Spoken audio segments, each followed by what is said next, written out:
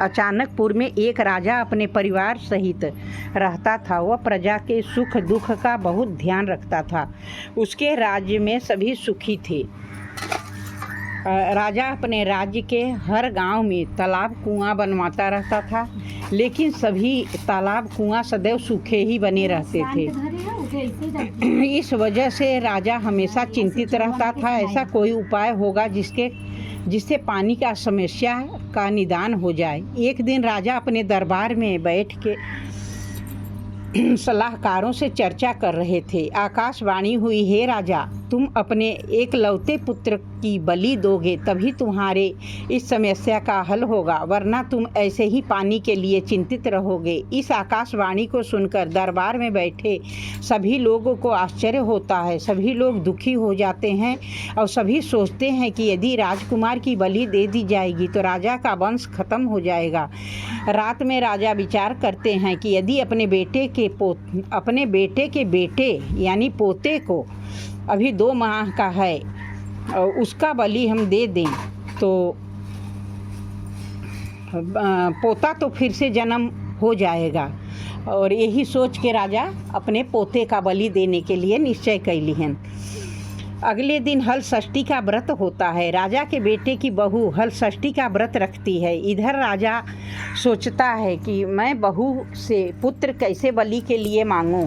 कोई माँ अपने पुत्र को बलि के लिए कैसे दे सकती हैं, वे भी आज के दिन, जबकि माताएं अपने पुत्र के सुख सौभाग्य की कामना के लिए ही व्रत कर रही हैं।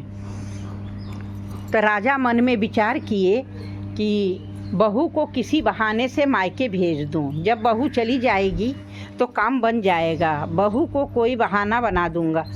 यह विचार करके राजा उचित लगता हुआ बहू के पास जाकर कहता है, बहू, अभी तुम्हारी मायके से खबर आई है, तुम जल्दी से चली जाओ, माँ तुम्हारी बहुत बीमार है। यह सुनकर बहू कहती है, पिताजी, आज तो हल षष्ठी है, आज कैसे जा सकती हूँ।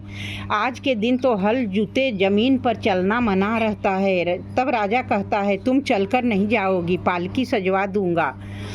बहू के जाते ही राजा अपने पोते को सागर के पास ले जाकर के बलि चढ़ा देता है। उसके बाद उसे आत्मग्लानि होती है कि बहू से मैं क्या कहूँगा। उधर बहू जब अपने मायके पहुँचती है तो महिलाएं हल षष्ठी की पूजा की तैयारी कर रही थी। उसकी माँ पूजा करने को तैयार बैठी होती है।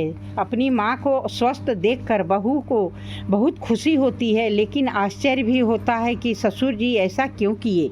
हल षष्ठी देवी की पूजा करते हैं। बहू भी पूजा करके व्रत का पारण कर कहारों के साथ वापस आती है। रास्ते में कहारों से कहती है कि हमारे ससुर जी जो सागर खदमाए हैं वहाँ ले चलो, मैं सागर में हाथ मुंह धोकर ही घर जाऊंगी। कहारों को असमंजस होता है, लेकिन बहू की जिद के कारण उधर ले जाते हैं, लेकिन उन्हें सागर में पानी भरा हुआ देखकर आश्चर्य हो जाता है। वास्तव में आकाशवाणी के अनुसार राजा के बलि देने से चमत्कार हो गया। बहू सागर में उतरकर प्रणाम करती है और हाथ मुंह धोकर आंचल फैलाती है।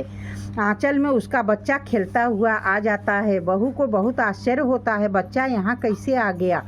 फिर दोनों घर पहुँचते हैं। यह सब हल षष्ठी माँ की कृपा से हुआ। राजा अपनी बहू से माफ़ी मांगता है, लेकिन साथ में बच्चे को देखकर बहुत खुश होता है। राजा बहू को आशीर्वाद देते हुए कहता है कि यह तुम्हारी ही पुण्य का नतीजा है। राजा कहता है कि जिस तरह बहू के आत्मविश्वास और श्रद्धा के कारण हमारे घर में खुशी आई है, वैसे ही हमारे राज्य में सभी प्रजाजनों के घरों में खुशी रहे। राजा ने अपने राज्य में घोषणा करवा दी कि अगले साल हमारे राज्य में सामूहिक रूप से हल षष्ठी की पूजा होगी। जिस प्रकार हल षष्ठी माता की कृपा से राजा के घर में खुशियाँ आईं, उसी प्रकार से आप सभी भक्त लोगों में भी सदैव खुशियाँ बनी रहें। बोलो ललही छठ मैया की जय, माता रानी की जय। बोलो हल षष्ठी माई की जय।